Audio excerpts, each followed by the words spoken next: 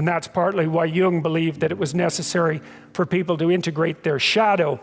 And he said that was a terrible thing for people to attempt, because the human shadow, which is all those things about yourself that you don't want to realize, reaches all the way to hell. And what he meant by that was, it's through an analysis of your own shadow that you can come to understand why other people are capable, and you as well, of the sorts of terrible atrocities that characterized, let's say, the 20th century. And without that understanding, there's no possibility of bringing it under control.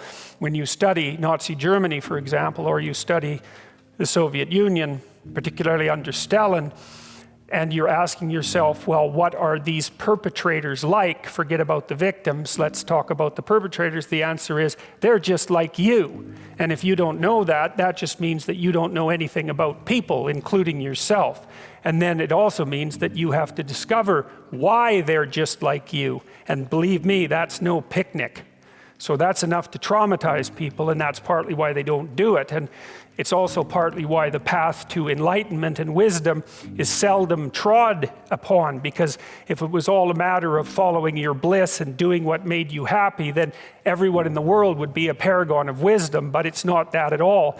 It's a matter of facing the thing you least want to face.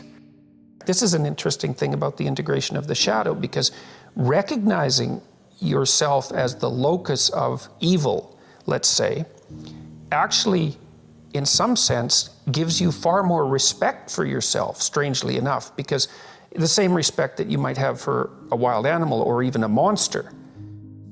So then maybe you learn to treat yourself differently. Like,